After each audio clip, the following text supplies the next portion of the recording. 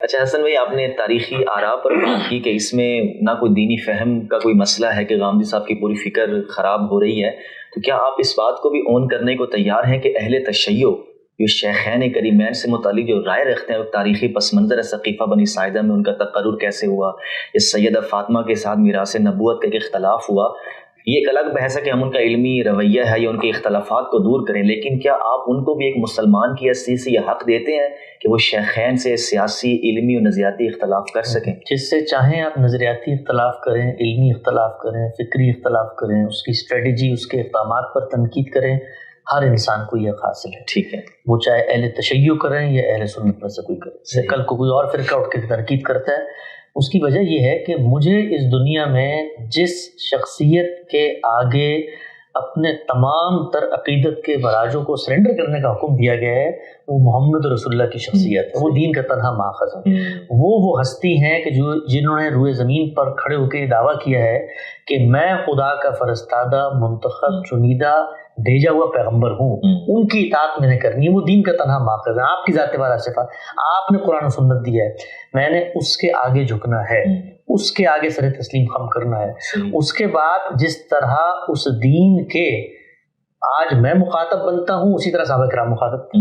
جس طرح میں نے دین کو سمجھنے کی کوشش کی ہے، اس طرح صحابہ نے بھی کوشش کی. صحیح. یہ ہمارے جو پوری کی پوری تصویر بتائی جاتی ہے کہ جیسے فاطمہ آپ صلی اللہ علیہ وسلم نے اپنے سامنے جو لوگ تھے ان کے سامنے دین کی شرح و وضاحت، توضیح، تبلیغ، ہر چیز کو، یعنی ان سب کو علماء کی ایک جماعت بنا کر، ایسا نہیں ہے. صحابہ کرام کی زندگیوں کا آپ مطالعہ کریں، ان میں ہر سطح کے لوگ ہیں. خاص سطح کا علمی ذوق رکھنے والے لوگ ہیں، عام لوگ ہیں، وہ لوگ ہیں جن کے اندر لیڈرشپ کی صلاحیت ہے، وہ لوگ ہیں جو جنگجو مزاج لوگ ہیں. ہر طرح کے لوگ موجود ہیں. ہر شخص نے اپنی صلاحیت کے مطابق رسول اللہ صلی اللہ علیہ وسلم سے استفادہ کیا اور دین سیکھا، آگے بیان کیا. جب انہوں نے بیان کیا تو وہ ان کا فہم ہے. صحیح. ان کے فہم کے اوپر ہم تنقید کر سکتے ہیں، ان کے اقدامات کے اوپر تنقید کر سکتے ہیں.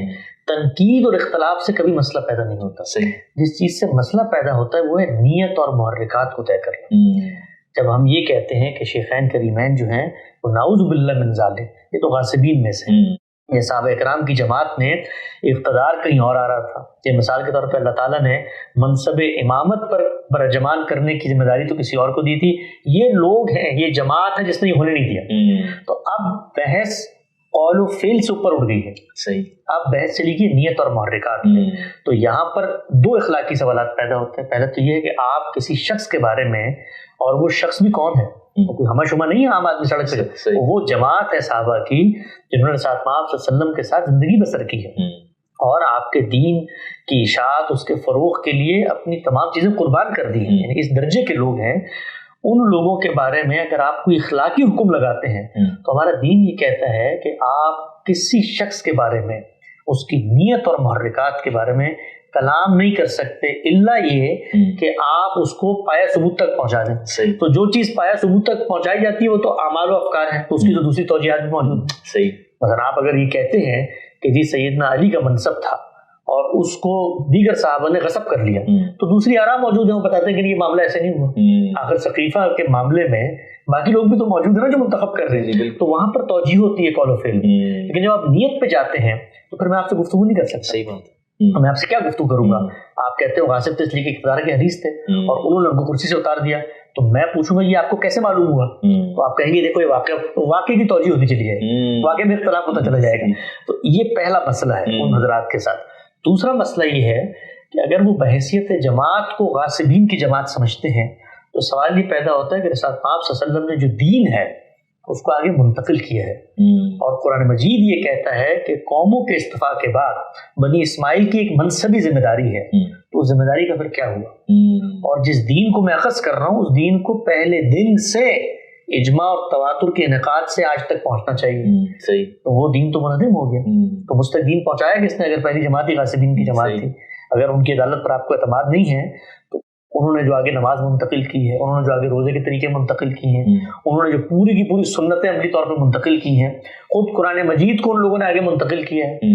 تو آپ نے تو میرے پاس جو ذریعہ تھا، محکم ذریعہ، जिससे मैं दीन के सोर्सेस को अखज़ करता था, उसमें घपला पैदा कर दिया। सही। तो ये कोई मामूली चीज़ नहीं है कि अगर आप कहें कि रसूलुल्लाह सल्लल्लाहु अलैहि वसल्लम के बाद एक जमात ही गोया गुमराह हो गई थी और गासिबीन की जमात थी, तो फिर मेरा दीन का क्या हुआ भाई?